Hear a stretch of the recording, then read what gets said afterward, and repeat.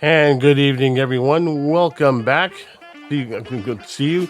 Welcome to episode 113 of New York Red Bulls Discussion Group, the podcast. I'm Garry Redmond, your host. Glad to see you at your service. So, lots to talk about, and I mean lots to talk about this week. So we had a very good week for with everyone right now. We won the weekend and everything. We'll more on that later. First, we're going to basically talk about quick look for a busy week. Which you said last episode. We're going to do a quick little recap on Club de Foot Montreal versus New York Red Bulls. Started out disastrous, but then the recovery was oh so nice. And as an added bonus, one kid got themselves on the score sheet in the first in such a long time, joining some very illustrious company. We're going to talk about, of course, Toronto FC in that little recap, of course, that big win, 3-0. And, of course, it's DC Hate Week. The club that we all love to hate will be visiting our nice little place on Saturday as the New York Red Bulls take on DC United. We're going to have a nice match preview, getting yourself ready for that. And, of course, all the recaps and updates on New Jersey, New York, Gotham FC, which they played, on Saturday. And, of course, New York Red Bulls, too, they're not going to play again until this Wednesday and again on Sunday. More on that later. And, of course, naturally, all the hot takes from the live audience. I see you guys signing up right now. Good to see you guys. Hope you got your hot takes ready because there's going to be a lot to talk about. And, of course, if you missed the live show, which is happening right now, you can actually catch the live recording right here on, YouTube, on our YouTube channel. Don't forget to like and subscribe. Goals.tv, we finally settled that little upload issue, and Spotify.com. Don't forget, all the episodes are uploaded the very next day. And please let us know how we're doing. We welcome any feedback, good or bad. Please shoot us an email at rbdgthepodcast@gmail.com. That's rbdgthepodcast@gmail.com. And finally, we want to wish out a big happy birthday shout out to my man over there across the pond, Luke Hume. Happy birthday, my brother. Hope you're enjoying your birthday and your special day with some family and some friends. And so we're going to bring, of course, my good man, Mark Coates, who will be with me tonight. Lon Ray Badmuscle came down with some illness and could not attend. He extends his apologies to everyone. And before we even begin, of course, we won the weekend, Mark. The city lost. We won. It, baby. Play it. Okay, I mean, it's no asterisk. Absolutely no asterisk. No. So we're going to blow that horn loud and proud. So, yes, sir. There we go. There you go. Second, that's how we start every week off. Yeah, I mean, second week in a row because, we got a draw, okay, up in and they lost. So, so second week in a row. But this one is definitely, no asterisk, so no goal differential rule or anything else. So that's about it. Let's very quickly talk about the tie that binds us all, right? Travel up to Montreal at the Stade Saputo. The second half? I don't want to talk about the first half. Well, no, we're not going to talk about the first. We're not going to talk about the first half. Not one without the other, but no. Listen, we have long spoken about what a house of horrors that place is for us. So by halftime, a lot of us, I think, were hanging our heads, and there were mistakes. Yeah, and they exploited our weaknesses. Yeah, but second half happened. That second half. I mean, that was sweet. It was sweet to the. It was definitely sweet to the point where we talked about this team's resiliency for the last season and season and a half. If we're being we're being honest, and this is the one thing about this club that tends to warm the cockles of my heart, that this team is never out of it, unless you face Miami, which just simply walked us out the club, even with our 2 goals. And okay, you can take your 2 goals. We got our 6. Have a nice day. So, aside from that, that was not a big deal. But Montreal, Stade Saputo, we don't do so well up there. You know how many wins we had up there for the last 2? That's it. Okay. We had that one win up there. And before that, it was 10 straight losses. Every time we walked up there, we got an L. We had, we literally had our bells rung, literally, because when they go, when they score a goal, they ring in those church bells. So that's, No, I It's know. not exactly great goal, but I No, but understand the significance of it. We saw the team. Mm. I have my little towel behind me. I changed my shirt this week. I I have Cam Harper's. I needed to put him up for this week. So, but we have the run as one towel, but now we have the new phrase is red never quits. Yeah. It showed in the second half Wednesday night. These guys came back out, and there was just determination. Right. And we talked about the fact that there is a completely different culture in the locker room. Sandro is a completely different coach than Gerhardt was, Yeah. and Yeah. it makes such a difference with our team. And you can see it. These guys weren't ready to give up. They wanted. I mean, they fought for the draw, and then they were fighting for It was the pushing for the win. yeah. They And weren't. almost had it. I mean, and almost got it. So Cam had one shot, and I was like, I swore that was going in. And it was like he had a couple misses in that game. He had a couple early that he missed, on Saturday. But obviously, watching Julian Hall score his first MLS goal. yeah, let's talk about That was young Julian Hall, right? that Because right place, right he time. right place, right time, and he got his. He joins illustrious company, of course, Josie Altidore, and of course, a first guy comes in his first game. Okay, scores his first goal with the Mhm. club. Not bad. I mean, we hope that it's the start of something because he's so young. Okay, and Mhm. people were actually coming to me and saying, "What's the deal with Julian Hall? What's he doing here?" Blah blah blah. Yeah. I'm not saying he was in this. He never got really his chance. He came in and did some spot work, usually in Right. garbage time. Okay, not much Well, you can and do in then garbage. he had But the then issue of being under 16 and based on New Jersey's labor laws. He couldn't right. play with the I mean, dog, whatever it was. people had to Yeah. explain that. Like, how did Yeah. you get it when they were I labor didn't, laws? Well, they yeah, I are didn't. professionals and they do get paid. So Right. yeah, Right. so there you At go. the same time, but he could play with the next pro team, but not the first team. There's a distinction between the two. That, but I've watched him play. Uh, As Vincent's right. We will probably see him go in another 2 years. He'll be another Caden Clark. I hope that his career does a lot better than Caden's career. Clark, All right. because Yeah, because I mean, that was, he fell off after that appendectomy.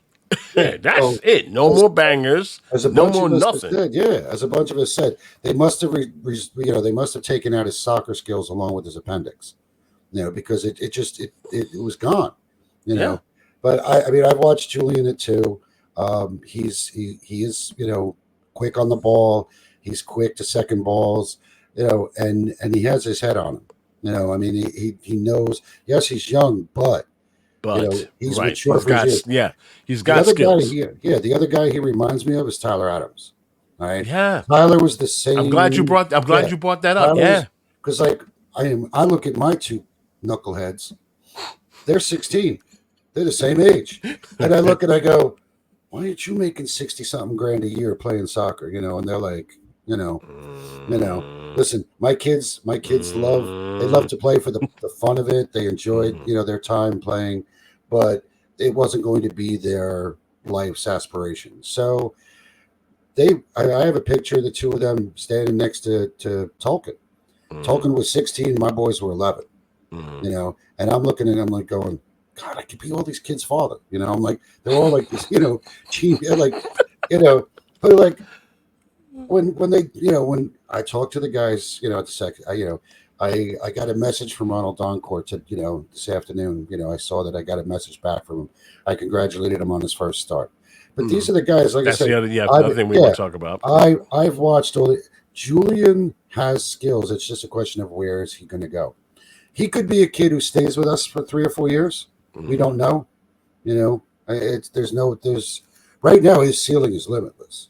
That's the thing that and if he goes, he goes. That's just part of the business. Yeah. That's the part none of us like about the business. But watching him score was great. I loved it. I loved the fight in the team on Wednesday. And look, coming back from there with 1 point, we all say get a point on the road, it's a win. You want to come home with 1 point. Unless you're in a situation where you have to win. So yeah, Well, I mean, but that, like I said, but this was one of those where, the team could have folded up. They could have just packed it in and said, "Yeah, we'll could just have been the finish out usual night. It's Saputo. And so we lose 2-0 or 3-0. Let's just get back on the plane and come home. Our boys weren't having that.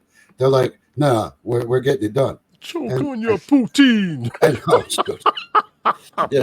of course, the best part of the whole broadcast is at the end. Getting to see Nicholas and some of the other travelers. Celebrating the fact that we did get that second goal, we did get the tie. So it was a beautiful sight. You're not coming home thrilled because you didn't win, but we didn't. Hey, you didn't lose. And what's that saying? Hey, I mean, the bad news, we didn't win. The good news, we didn't lose. The good news, we didn't lose. And the better news, we won the weekend. So there you go. Nobody came home hurt. Nobody came home hurt. The most important thing. So that's where I was at. I mean, could we had moments? Yes. Yeah. Did we see the milk cartons fail? Yes. I wouldn't say fail because if you're saying fail, or if you're saying fail that it didn't hit the score sheet, I agree with you. Yeah. If you're saying fail for the lack of trying, I don't know. No. Dude, how many shots? Well, I'm sure you'll put it up. I can't even remember how many shots we had. We were pelting that goal. They just weren't going in. Yeah, it'd be that way sometimes. If there's one thing the Red Bulls have done a lot lately, it's those shots. Okay. Well, what's that saying? You score the goals and 100 of shots you don't take. So I guess they're proving that theory 100%. So and that's something that, like, I mean, obviously, huge Red Bull radio fan. I love listening to Matt and Steve. Steve says it all the time. Shoot, put it on frame. Yeah. Things happen. Keep a dance. Don't let them sit there like with nothing to do. Keep a dance. We got a goal last year where he megged the goalkeeper because the goalkeeper didn't put his hands down far enough. You put it on a frame, sometimes you get lucky. You know what? Lucky ends up in the back of the net sometimes. You just never know. So that's, like I said, it was a good effort. I was happy that we came home with the point. And that was Wednesday. That was Wednesday. And then we moved on. Yep. Let's talk about the final score. Of course, the final score was 2-2. Ibrahim came up in the 11th minute. Then Opoku came in the 40th minute. That was the first half. Carmona, it's been a goal since a while, in the 61st minute. And, of course, Julian Hall with the capper in the 88th minute. When we're talking about the shots, 25 shots, 10 on target. I mean, the Red Bulls just couldn't stop shooting, So eventually the game was going to be turned in our way. Forget about the possession and everything else. So that was 30 points, and after that game, they moved into 31. And thanks to NYCFC not even getting a win, it separated them from us, They moved to 4 points. And then we moved on to Saturday, where we had Toronto, and then we talked about Toronto a little bit, wondering – what happened with these guys? I mean, they were a team on the rise, right? And they were winning every trophy left in sight. And if 2017, they set the record for points, winning the Shield. Correct. Went on to win the title. Correct. Right? And then, what? Crickets? Then nothing. Right. Yeah. I mean, they went through head coaches and stuff like that. They hired. I know he was going to. They hired our guy.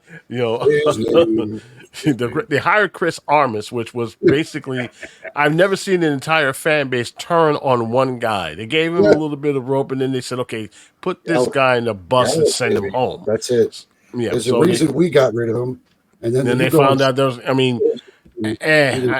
People were, people were basically, high-fiving each other and saying, "Hey, Chris is going to do good." I said, if you think our fan base is obnoxious, you haven't met those guys at TFC.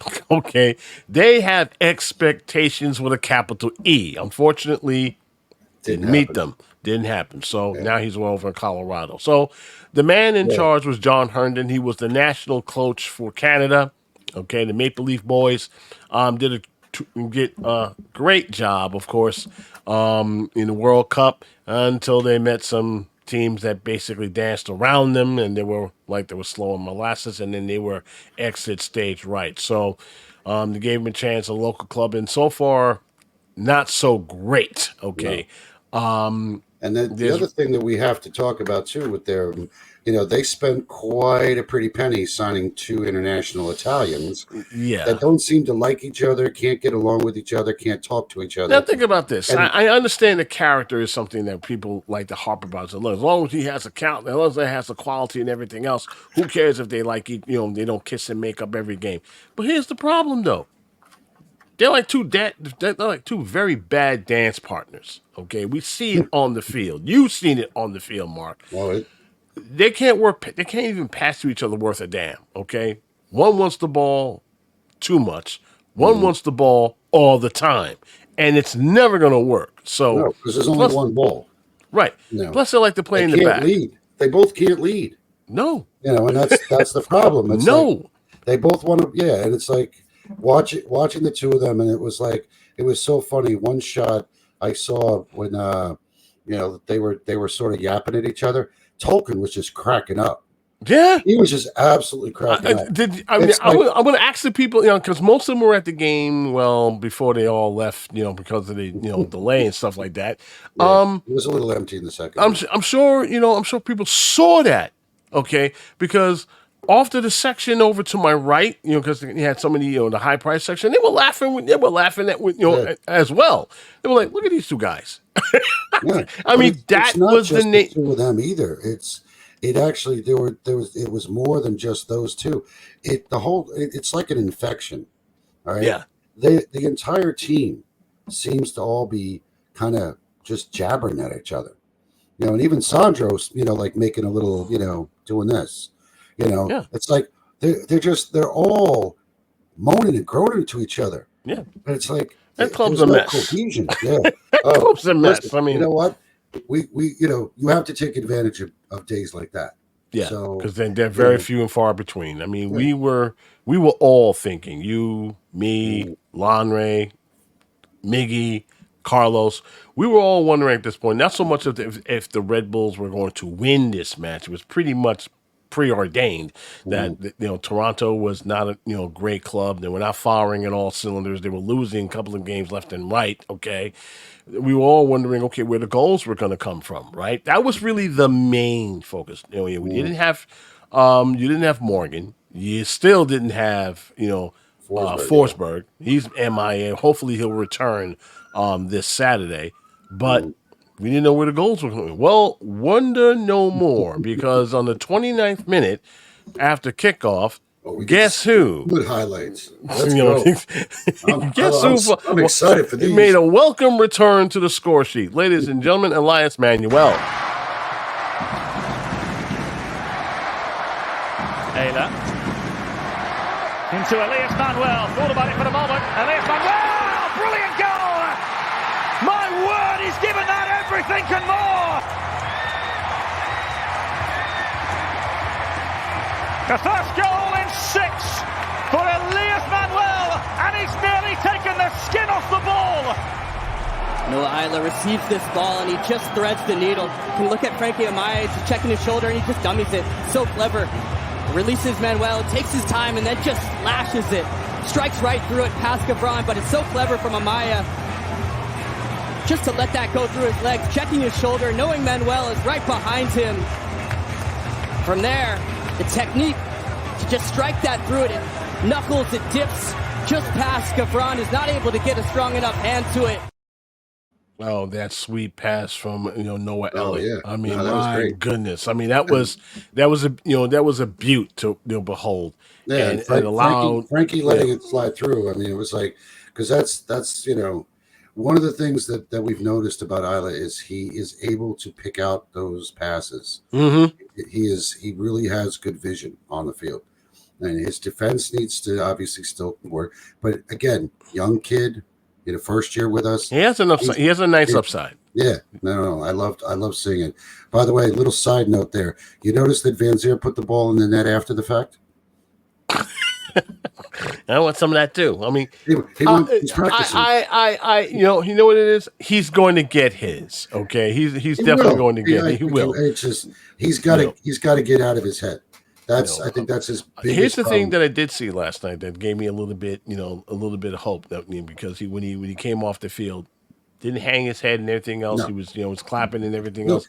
He did put in, definitely put in work. He made some nifty passes in front of the box. Guys that just even his shot was like, he didn't hesitate to shoot when he did. He had the one, I think he put it about 12 rows up into the South Ward. And I had just finished saying something really nice about him on the thread. And then, thanks a lot. That's what I said to Nicholas. I said, oh man, and I just posted that. Like he's been looking, and then he skies one. It's like, well, what are you going to do? But yeah, but like I said, that was like I said, that was another one of those situations where there was no hesitation, and that's something we haven't seen from our forwards. They've always the extra touch, always the extra move, and it was just like open spot, let me shoot, and they need to do more of that. Yeah, they really do. But that was the thing that was sweet. That was just really sweet. 18 minutes after that goal, Dennis Yenyar.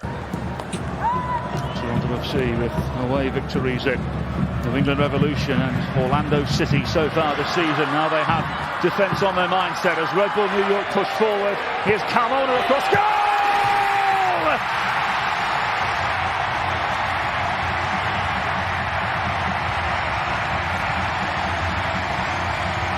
Red Bull New York have life again. Now it's important to be able to play safe out of the back, and Kevin Long is just careless. It's a poor giveaway, and credit to Carmona for punishing him on the other side. He just drives forward, and keep an eye on young Gore on the bottom of your screen here.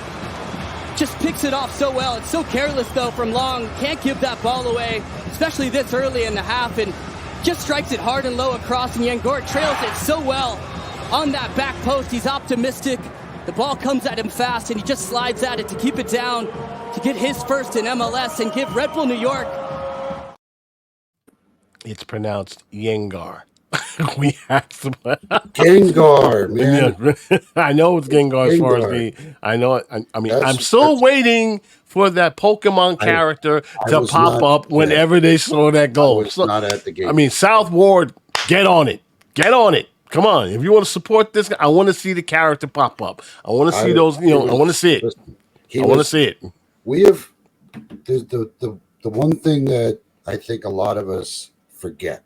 When you saw that goal, yes, poor pass, intercepted, but that is the clinical way the Red Bulls play. Yeah. If you watch Leipzig, like a third of their goals are scored on a counter. Like you get it, turnover, picture pocket. Yeah, this is how this This is how they're specialized. Yeah. Pick your pocket, score, and cash your check. They have 31%, possession for a game, yet they win 3-1. Why? Because they make you pay for your mistakes. How many teams have done that to us?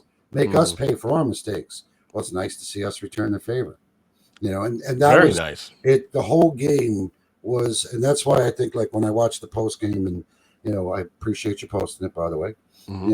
But I was listening and just listening to Sandro talk. He was like a kid in the candy store. Yeah. He was just like, talking about how everybody played the system. Yeah. And we all hate the system. We all talk about how we when it works. That's true. When it works, right. It's a beautiful thing to watch. We look like world beaters. Well, maybe MLS beaters, not world beaters, but that's that entire game. We played whistle to whistle. We played our system, and we just never stopped. Like, one of the things I have on the top of my sheet, Toronto had 5 shots. Why did they only have 5 shots? Listen, that's it. Dylan and John just owned the outside. They couldn't get crosses in. And even when they did, we had 5 guys in the box. Waiting for it. And it's like, okay, where are you going to go now? There's 3 of you, there's 5 of us. It's like a gang fight. You didn't bring enough guys. It's like, we're back to the midfielders. Let's reset. No, you're not getting through. Last year we talked about how phenomenal our defense was. Well, we're going to talk about how phenomenal our defense was Saturday night, because there were only 5 shots on goal. It was just, I know we got one more, Well, yes, we do. Let's go. And that's the reason why you have the shirt hanging behind you. Ladies and gentlemen, in the 75th minute, Cameron Harper. And this one is worth a highlight.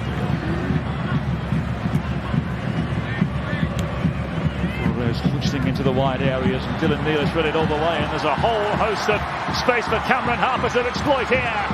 Here come the Red Bulls. Harper! 3!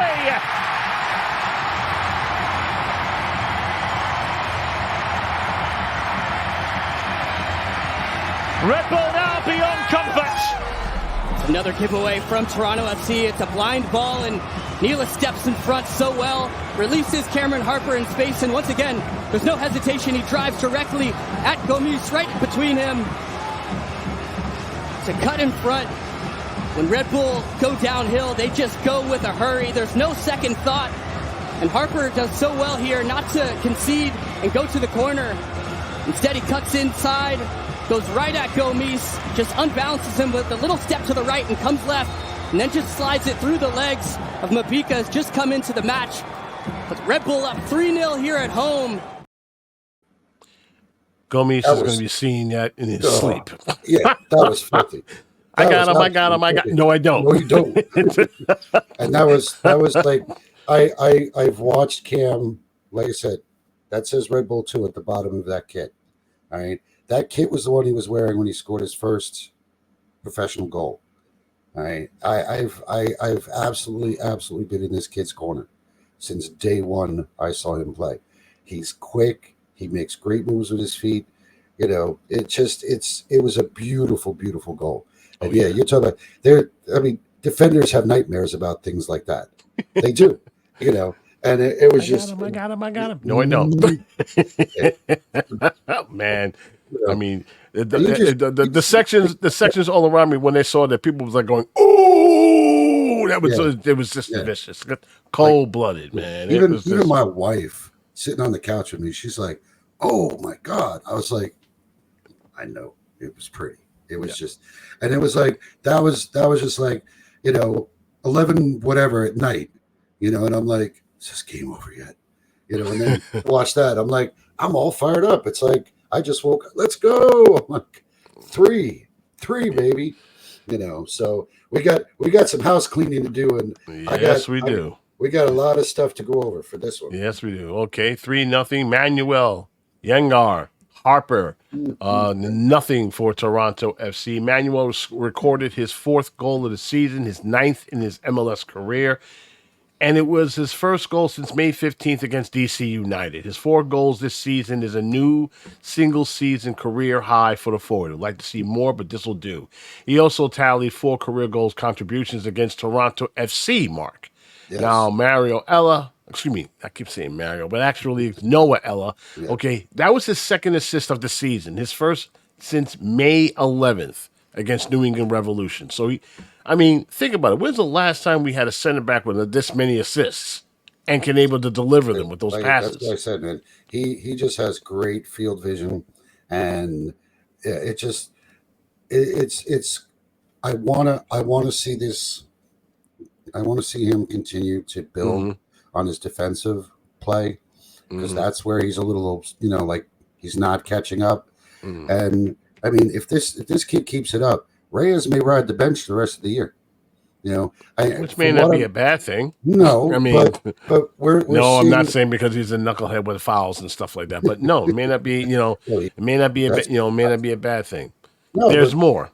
Now, we sort of glossed over Derek Etienne's return. Yes, and which wasn't a factor, unfortunately, except he had a very frustrated night, because I've never seen a man throw up his hands left and right when he was trying to make a pass or when he was trying to make a shot. Yeah. They put him in a box, which is kind of weird because he's so used to doing that when he was with the Red Bulls. Now I hope he's not the type where I got my ring, I'm going to coast. No, that's probably the reason why I would love him to come back here, because you're going to have some veteran savvy, but what we got is okay. He was a little annoyed, and I'm actually a little. Well, he did. Listen, Sean. The man had a temper tantrum. A little. Sean did grab him, on the way to the box. Yeah. Was that a foul? Yeah, I don't think the ref saw it. If it was in the box, I think it would have been reviewed, and I think they would have scored. Assuming Mira wouldn't. Mira's not the greatest at doing the old PK save anymore. He's not the guy he was 10 years ago. I'm not saying that he might not have gotten to it, but that was one of those situations where it started outside the box, but that Derek lost his mind at that moment because he was so upset. He came back and he fouled Dylan Nealis, and then he's yelling at the referee about retaliation. Like, you didn't call it foul. It's like, dude, I didn't see it. It happens. There are times the refs don't see it. One thing, Mark, when Elias Manuel scores a goal, the Red Bulls have posted an 8-win, 1-loss, 2-draw mark across all competitions. So this is the reason why we're always yelling at Elias to shoot more, score more, because when he does get that goal, usually the Red Bulls win.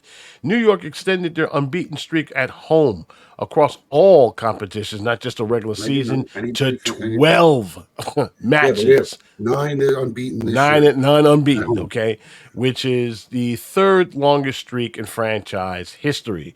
Red Bulls became now the second team in franchise history to go unbeaten in their first 9 home matches to begin the season.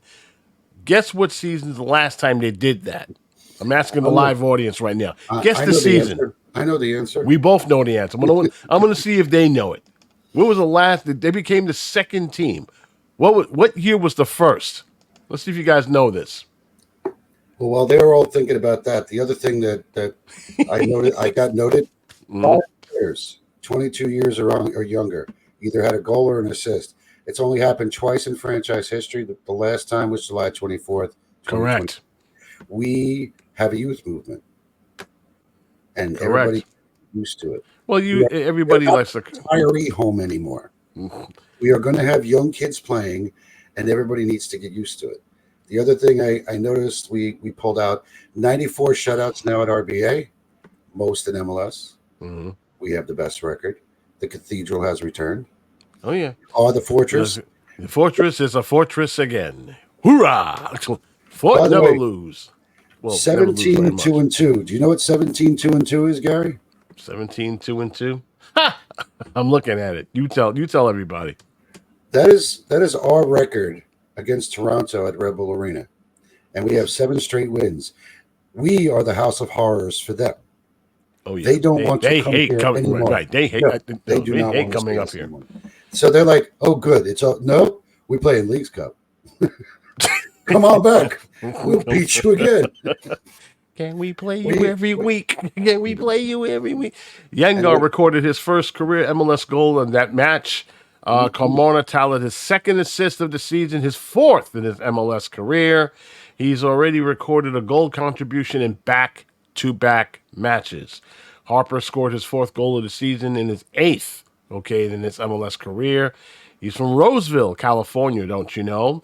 And he has scored 4 goals in his last 7 MLS appearances. In that particular match, like you mentioned, right? 5 different players aged 22 or younger provided a goal or an assist, which has only happened twice in franchise history, and that was back in July 24th, 2022. Dylan Nealis also had his. He got his 2nd assist of the season, his 6th in his MLS career.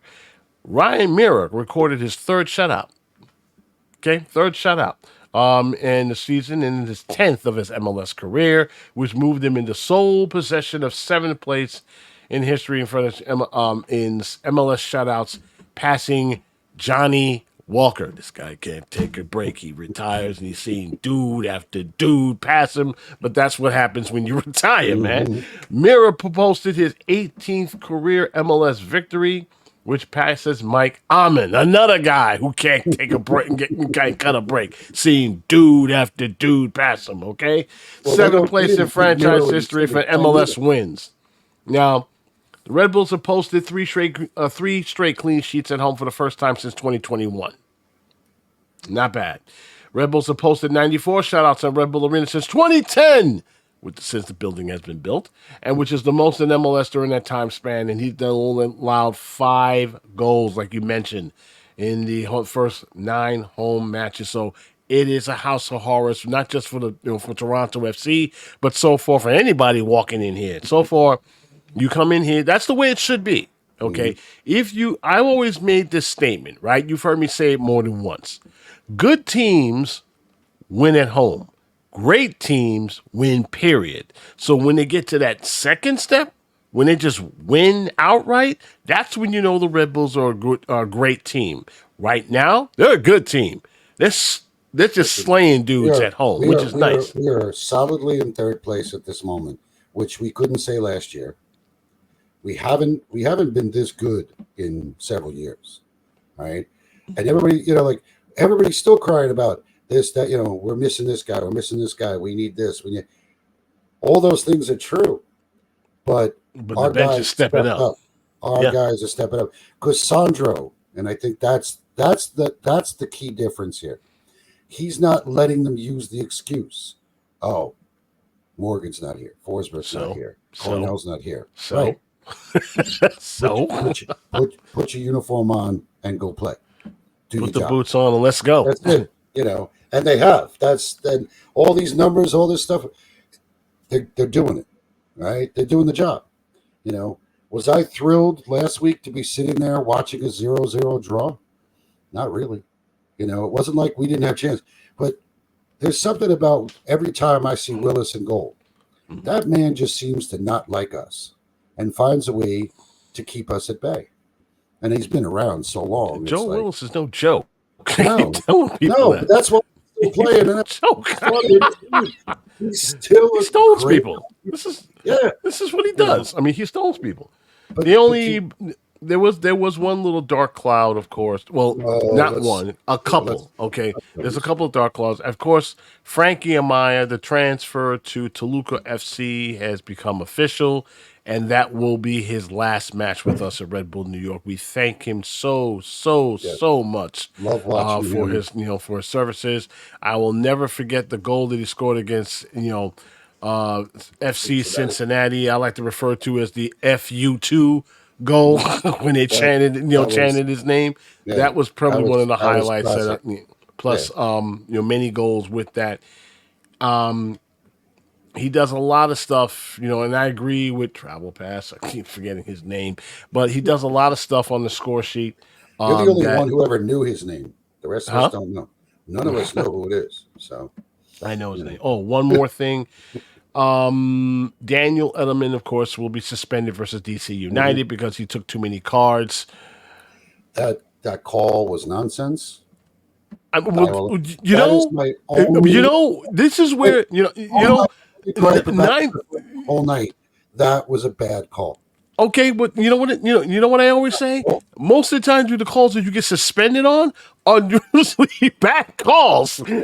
Okay? Most of the calls, they're not real calls. You try to kick the guy's head off or something like that, or just do a do a yoke on him or something like that, trying to take him down, hog tie him. No, these are stupid, silly fouls that came out of nowhere, and the ref goes, "Now I'm just going to give you a yellow card because I got no one to give it to." But that's probably the reason why he acted like that. He was like, "What?" Because he knew. What? But he also knew that was going to be suspended.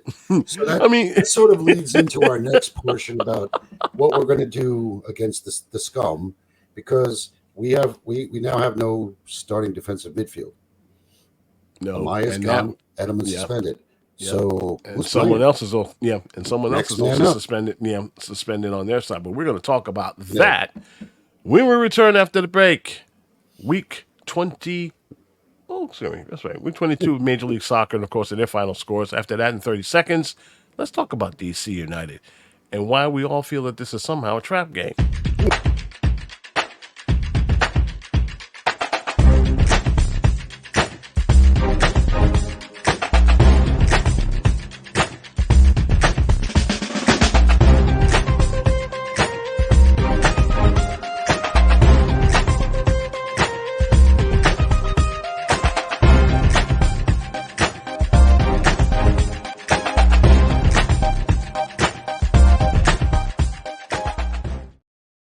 As we've said before, this is DC Hate Week.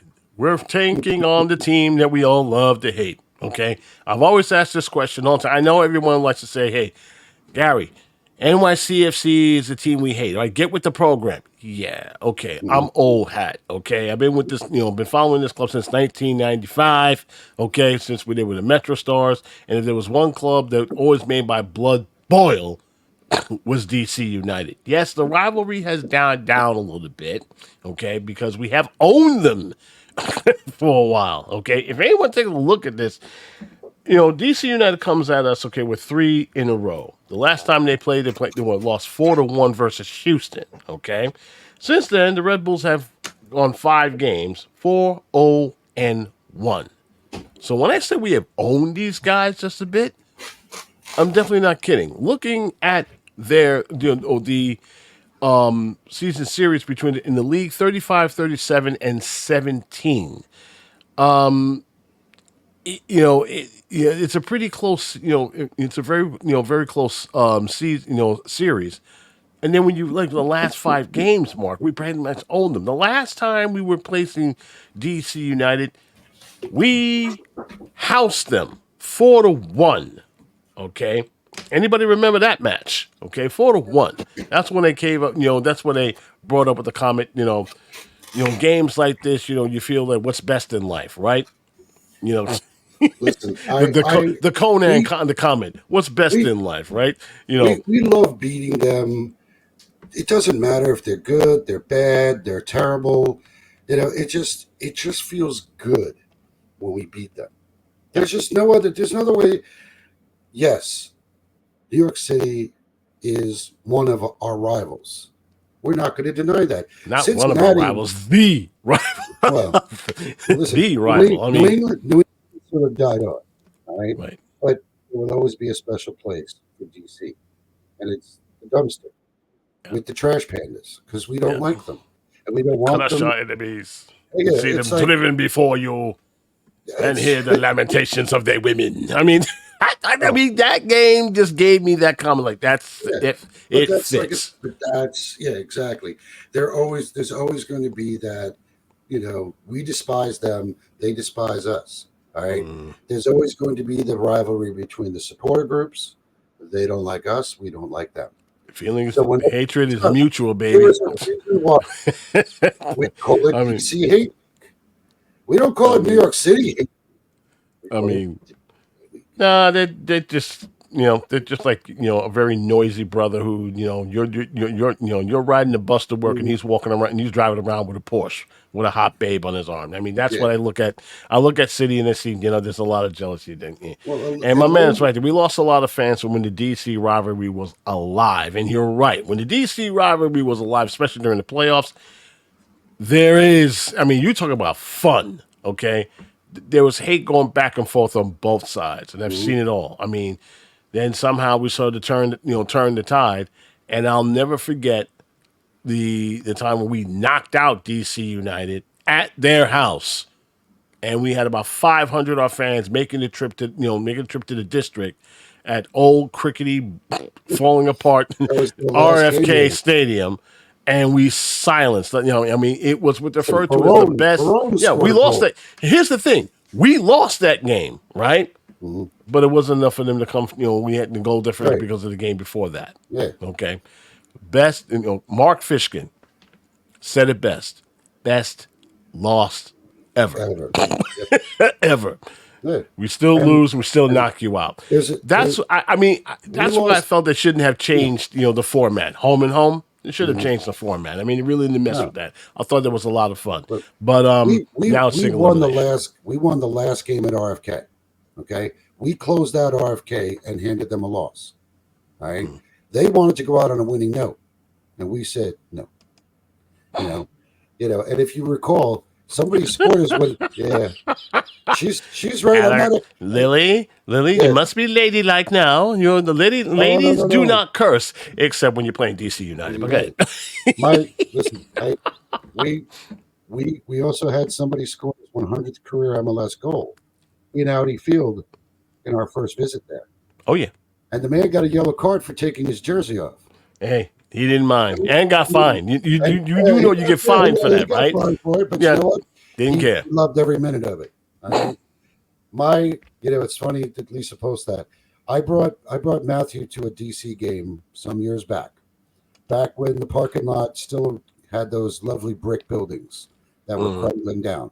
Right, so I parked that back all the way in the back of the gravel parking lot, not realizing I was walking past my future supporter group, and all the fellows in the Viking Army were singing that lovely song, and my child is listening to this.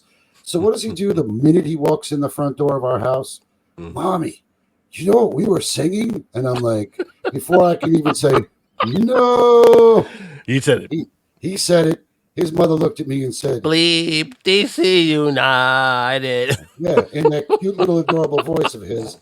And my wife looks at me and goes, "This is what you're teaching my child?" And I'm like, I had nothing to do with this. I blame the Viking Army. And then, of course, what do? I join the Viking Army. So now she can blame me. So Bleep listen, DC we United. like nothing about them. Listen, I did some of them, they really aren't playing that well, right? No. Troy is having a rough go of it there.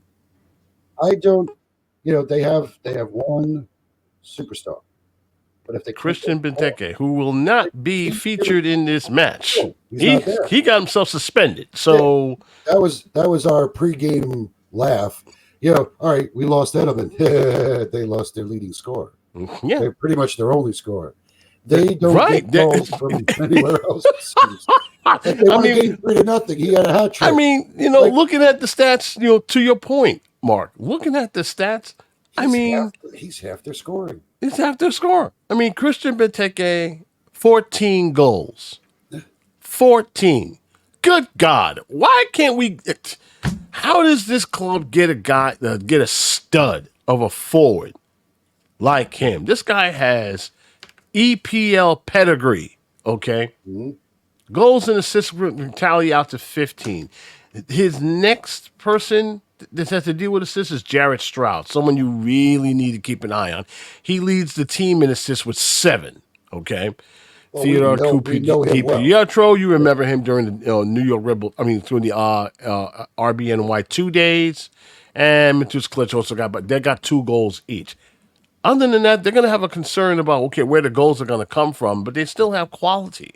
So, but if you can somehow keep those dudes quiet, okay, you got a good chance, you got a good chance, to win, got a good chance to win this match. Oh, by the way, they haven't kept a clean sheet. Looking at this thing, they haven't really kept a clean sheet in a while. They haven't kept a clean sheet in months. Yeah. When you say that this is, when they're ranked 22nd in goals scored per match, which is 1.3, haven't kept a clean sheet in 14 matches. 14. Yeah. Which means that every time they played somebody, they barely won or lost most of the game. This is probably the reason why they're sitting right now in 12th place. Okay. Yeah. Well, Jared, of course, is naturally ranked 3rd in the league and big chances created in the competition. I believe he's got 13. That's probably the reason why they need to keep him quiet, because if he gets loose, he can do some damage. But then again, it's kind of crazy. We were able to get his brother, but didn't been able to keep him because we had too many midfielders. Well, we had a problem like 4 years ago. Mm-hmm. We had it, like just midfielders, left, right, and sideways. We had guys who couldn't get started. Listen, Frankie Amaya couldn't get started fine at Red Bull 2 because there were so many midfielders. But once we started losing midfielders, Frankie flourished.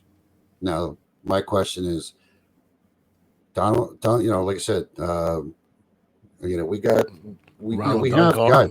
Don Core's going to have some serious minutes come Saturday. All right? Hate to say it, but yeah. And then the question becomes, who's going to be his partner? That's going to be a question. Who's going to step into that role? Would you say that would be the key liability in that match? Because it's going to be tough. Do we put Dylan Nealis in? Do we go 5 in the back, one defensive? I don't think so. I don't think we want to take our foot off the gas. I think we're going to have to find people to plug in, and we're going to have to work it out somehow. Somebody you say find guys to plug. I mean, yeah, we're sort of short on bodies right now, but yeah. The good news is, I mean, bad news for Scotland, obviously, but I think Morgan got less than 30 minutes. If I think basically running around. That's essentially, well, there you go. There's Nicholas. We'll go to Forsberg, Wiki, Doncor, Harper. I like that. I like that combo, Nick. I think we're going to have Morgan back. Yeah. So do we put Morgan up top, or do we have him play as a 10? That becomes a question. I know we want to have him up top because he can make runs, but I almost want to leave Manuel and Van Tier up top. 14 goals. That's chump change. We have 31. I don't even remember. That's Benteke. He's got 14 goals, but the team is sitting in 13th place. That's the and like we discussed, the biggest problem that this franchise has had is games like this. When you walk in, you think, "Oh yeah, we're gonna win." What happened when we played Chicago? Where's Chicago currently? I think they're holding the wooden spoon right now, getting it ready for the trophy case. I mean, we cannot let a 12th place team walk in here. This is going to be one of those games we're going to look back at. Man, we should have won this game, or we rolled. Well, this is going to be one. Yeah, I agree with you, and this is what terrifies me a little about this match. It has, on paper, and I hate using that phrase, as you all know, on paper, we should, take care of business, okay? A nice, nifty 2-0 win, and you just walk out the door. Say, we're just because, no, I don't want to get greedy. We should get as many. Here's my thing: get as many points as you can. Because have you guys taken a look at the rest of the schedule? We're going to be taking some big boys soon. We got to deal with Philly, who's not having a good way right now, but they can. We never have a good day down in Chester. No. That's soon, okay? That's week after next. You still have to take on Cincinnati at home, and they're above us right now. We still have to take on Charlotte, and they're above us right now. They're playing a little better than you all think, okay? There's some matches that, you want to try to get as many points as you can so you can able to solidify your seeding right now. As of this moment, if the season ended today, we get a home game. Okay? May not be the first round. It's whoever we play next, okay? So, we can, no, Nicholas is right. I'm sorry. Charlotte is right now below us, 2 points back. Thanks to that, my apologies. And City dropped the fifth. City dropped the fifth, which is, remember when they were yelling and screaming at us, we're in third place, and they wait a while. We'll see you soon while we pass you. Yeah, we got third. Where are you at? I mean, right now. So, get as much, and don't forget, we still have to deal with City in September. Okay, so we ain't done with the big boys in the East. Okay, so we're probably going to beat up on some of these clubs that are lower on us to the table, and this is where, we need to show everyone, fans included, that this club is for real, at least for this season, that they're going to be built to take, to do a long run. B, some of the other understudies who have been, for all intents and purposes, misaligned, or whatever case may be, folks don't have a whole lot of faith in. This is where you step up, okay, and solidify the bench. Show that, hey, we're not just there, just laying around, diddling, and then we go there and we shot the bed, come off because that's happened before, okay? So this is it until everyone is back healthy, hostile, mobile.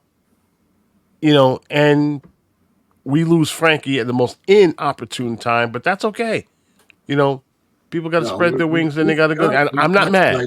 We've got guys who can fill the position. But then what everyone is, but not to cut you off, but what everyone is worried about, Mark, and I'm sure that you might agree. Okay, transfer window is in 3 weeks. That's what I was Okay, just going to say. you have holes to fill. Work to do. Yeah, you got holes to fill. This is my biggest gripe about how we've handled this in the past is that we'll get a signing. Yes, Nicholas and I shared that one Saturday night. It's Duncan going over the top of Julian Hall. And I'm like, he comes down and lands on the poor kid. And I'm like, are you kidding me? I was like, you've been on the field for 5 minutes and you're going to injure one of our own guys. It's like, go back to the bench. We'll play with 10 men. That's right, Nick. We got to play Atlanta twice. We haven't played them yet. Twice, right? FCC, Philly twice, Columbus. And of course FCC and Columbus. Right. We play Columbus on the road. Yeah. And this is our, like I said, this is one of those things. We've got the 9-game unbeaten at home now. We are starting to even out on our home and away because we had 4 home games this month. Correct. And we had 2 on the road. All right. So that takes, we had two home games to our list. So we're going to start to balance out the schedule as we move forward through the rest of the season. I think because it is fairly, because I know the beginning of the season, it was kind of top heavy with away games, but now like I said, we're starting to see that even out. We've got to continue our play at home. But getting back to the transfer window, how many years have we dealt with, we're going to sign this guy. He's from the 4th division of some country most of us never even think to visit. And, he doesn't have his visa yet. When are we going to see him? Oh, he's coming. Mid-September. When's he coming? Oh, he just arrived. Oh, is he on the training grounds yet? Maybe we'll see him in a game in October. We can't have that. And we have openings. And we discussed the whole, situation with our roster. We don't have too many openings. Yes, that's exactly what I'm saying, Nick. We can't wait till the last minute. They have got to have guys lined up. Now, the other side of the coin. Yes, Lisa, thank you. I'll remove the knife from my heart now. Yeah. 2 years in a row. Two years in a row. Well, listen, Miggy, Lisa, and I, we are gunners. So, it's just frustrating when you don't see the product actually hit the field until 2 games left of the season. That's not going to cut it this year. And I hope to God the front office knows. Let me just say this. This is, it's very important for me to mention this. Remember when this season started, guys? I'm also talking to the guys of the live audience right now. There were no expectations other than winning the game in front of them where this team was going to wind up, right? Not a single one of us in the group or everything else said that this was a championship contending team. So the simple fact that we have an undefeated streak at home at 9 games, the fact that we're now sitting top 3 in the East, okay, it's a bonus. It really is. I see a lot of folks asking, what if? What if we were able to bag? What if this club, and I don't want to say we, I want to say, what if this club was able to bag this guy, a 20-goal scorer from the Prem?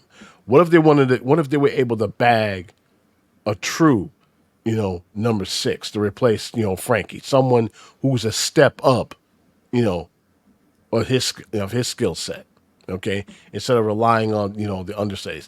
I get what everyone in the fan base and of course in our group where they're coming from. They want assurances. They want something that can say, damn it, here we go.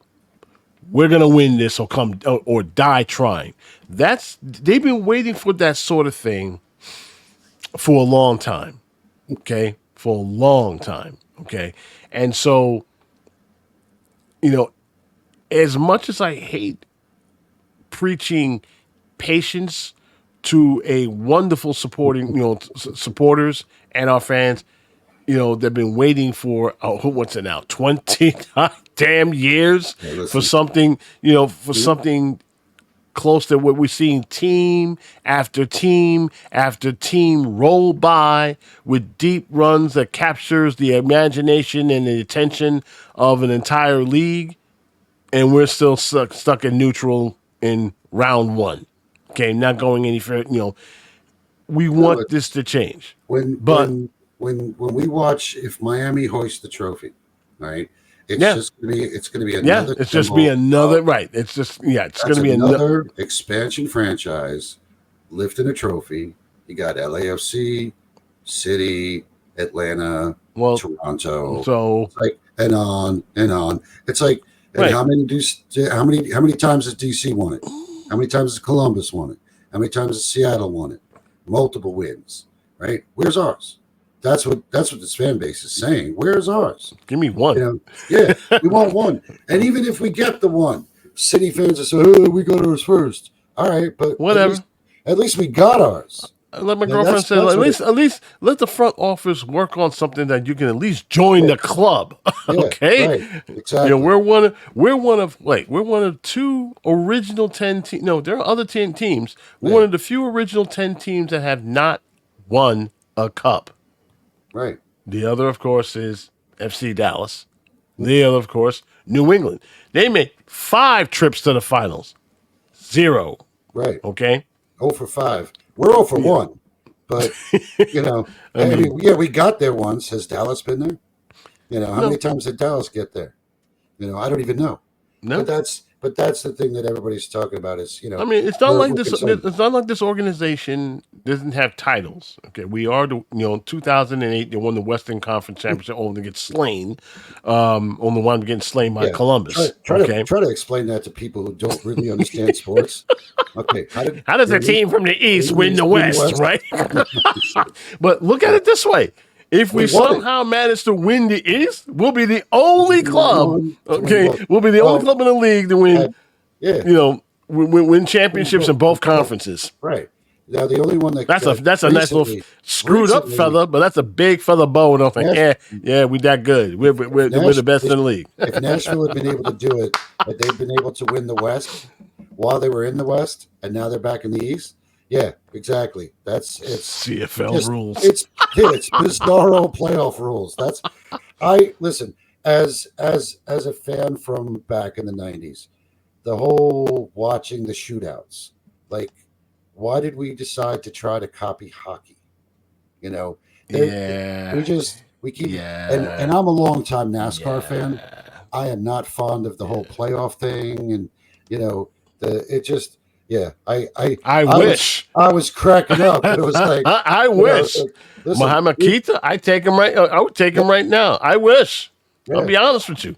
I wish. Yeah. Everyone has great ideas of who should we plug into that big hole up front. Yeah. That was the other side of the coin I was talking about. We have to address the elephant in the room too. Go ahead. Which is guys don't want to sign with us. And nobody wants to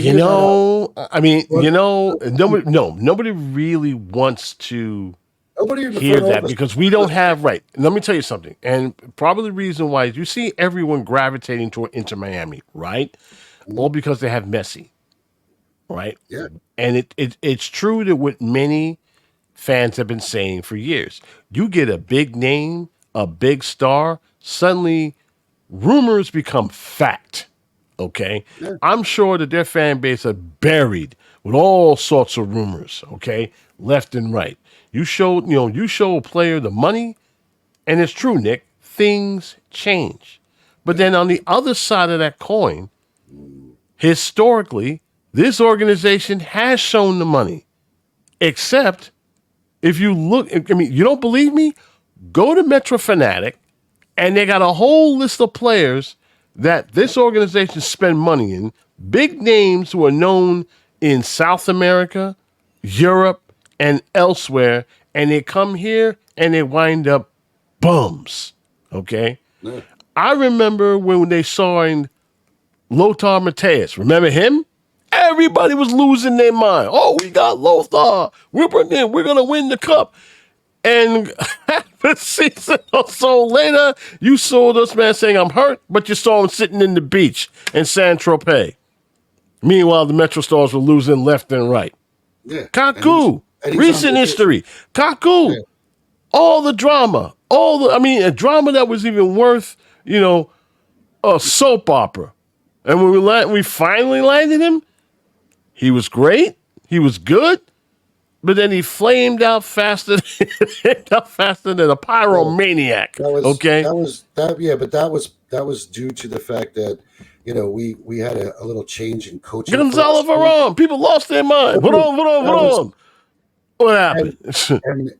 And nothing. People were telling me to shut up and say, Gonzalo Varane needed to show me something. Okay, he's making all this money. He better show me something. Well, he did show me something. He showed that he wasn't exactly durable. And that I kind of blame Jesse Marsh for. And then bringing him back when he wasn't 100%, still got injured. But he was able to bring in a goal for the lifetime during the U.S. Open Cup during that run. If it was not for that goal versus FC Cincinnati, we would have never made it to the final for the fourth straight season, only to lose the Sporting Kansas City. So if you go back, they spent money. I don't want to hear, Red Bulls are cheap. Get out of here. They spent money. But they are cheap. When some people say cheap, some will say practical. But in this arena, in this neighborhood, you got to give the fans, you got to give the market what they want. We got that. Bum be damned. Okay. Right. We got the statement, after the end of last season. Agreed on that. Yeah. Varane was misused. Agree with that. He was misused. There's no doubt. I mean, we saw the evidence. Yeah. Nick, come on. We got told as fans that we saw the evidence. There was going to be a change. We got a coach who can coach, and we're seeing that he can coach. Right? They brought in Forsberg. Now everybody could say, but he was already. Yeah, he was in the system, which is actually a bonus. The guy understands our philosophy. He understands how our game is played, and if you at a higher level, and if you've watched, he has made a difference. The guy has. And this is what. If he hasn't made a difference, why is everybody screaming for me? Hey, is he playing Saturday? Is he playing Saturday? If it isn't him, if it isn't his Morgan, is he playing Saturday? I need to know if he's playing Saturday. Well, if he wasn't that type of baller, why is everyone screaming for him right now? Yeah, because he does make a difference. Right, and he has made a difference with the rest of our team. Having somebody of his talent on the training field, in the locker room, and then on the field for games has made a difference. We've seen the quality of play. I mean, we've seen our guys playing better. So, like I said, the biggest question is going to be, we basically have, two positions. Forsberg is good, but not as good. Okay, need to explain this one to me. No. Before we move into the next segment, he needs to explain this to me. He's good, but not as good as he thought. What's your name? Okay, first of all, change the damn name. Yeah. Stop hiding. I mean, come out. I look at it like this. I mean, I have to agree with him halfway, though. He's good, but a lot of people thought that he was going to be one of those high-end talent guys. But in a sense, he is. Okay. Actually, you have to. I mean, you have to look at it. He's not with the Bund. The reason why they were happy to cut him loose because he wasn't Bundesliga material up there. Not anymore. So they said, okay, tell you what, we can have you swinging at a European club where you may, just on your name recognition, probably give a couple of starts, but that's about it. Or we can see you, we'll send you over to New York where you're going to be a guaranteed start, and then you work your way up.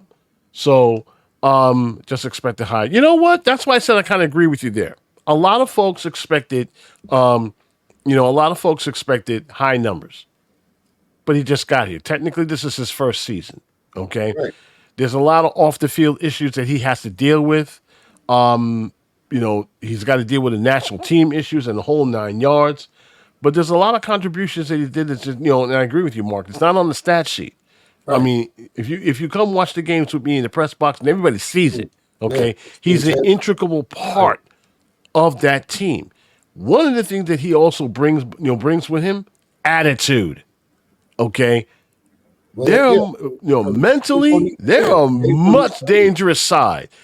And many of the games that we have seen them play with ties, they would usually lose because they would have these mental brain farts somewhere in the 70th, 80th, and 85th, 90th minute and the disaster would ensue. Not so with this club. Not so with this crew. Well, they're locked in. I mean, we know that that's coming, and we're gonna, like I said, we're gonna. It's a few more weeks. Hopefully, we start to hear some rumors of substance, and we get some confirmations that there's bodies on the way. And Forsberg has made a lot of players around him better. Agreed.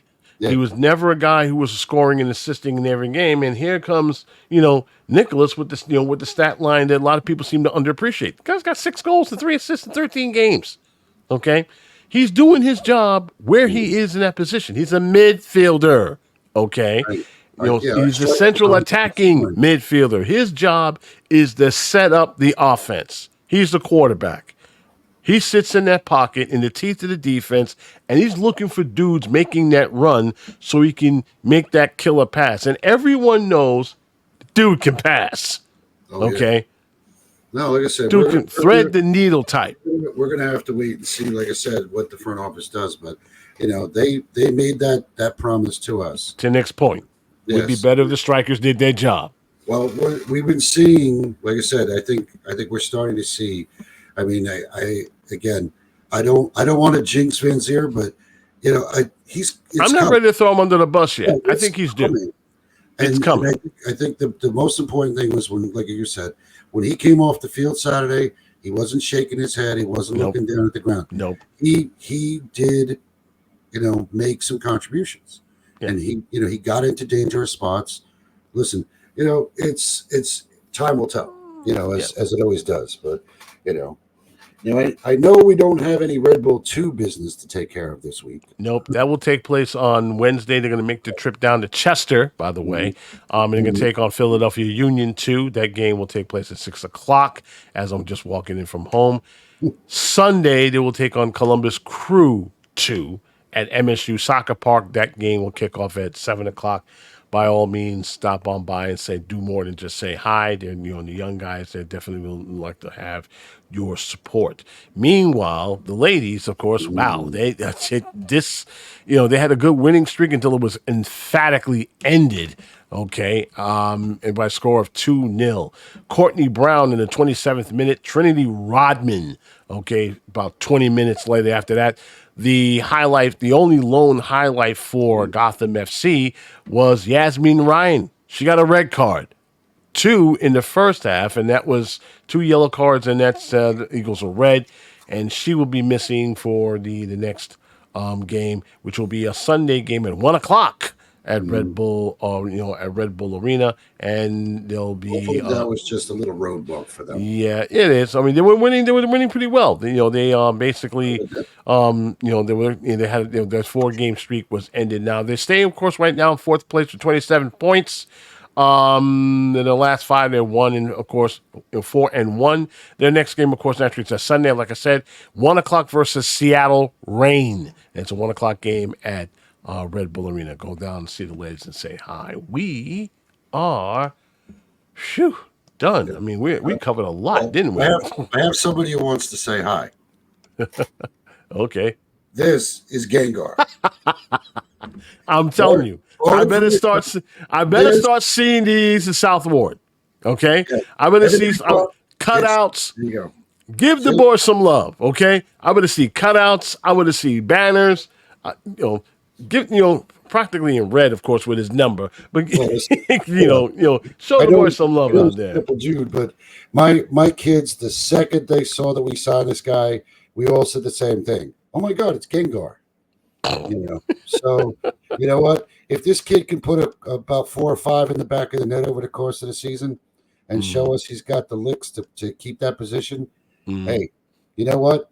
There's going to be a bunch of purple banners flying in the stands for this guy. And again, this was one of those signings like we talk about a lot of times where we sign a guy who's a project. Doesn't say, wow, I want to buy tickets for my friends and family, my boss, and everybody else. Yeah, I'm going to be there. No, this is one of those signings where definitely for the future, but he's solid. Okay. Yeah, but he had his bumps starting out, but the last few games he's really shown. And I think it's part of it's the transition too. You can't, like we talk about getting signings in. When you get someone in the summer, it's tough to integrate them and have them be at our speed. Unless he's a true superstar who hasn't missed a beat, right? And he jumps right in and he starts housing dudes left and right.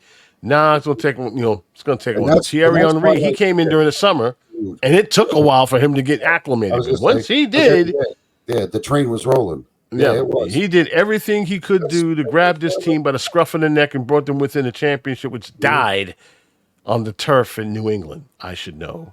I was there.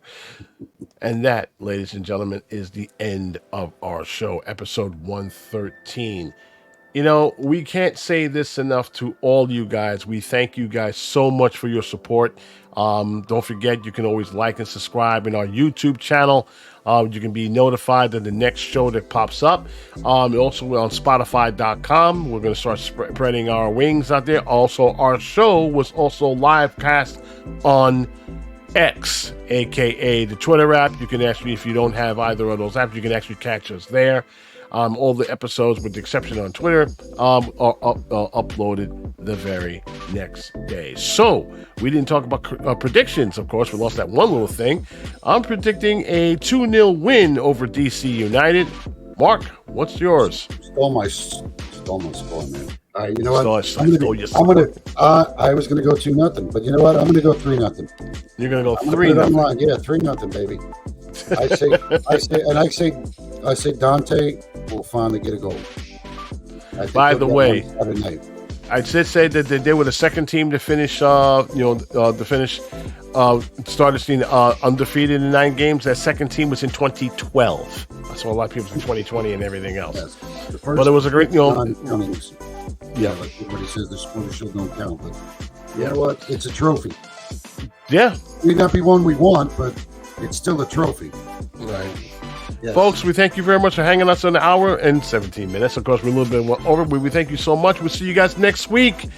Good night and goodbye for now.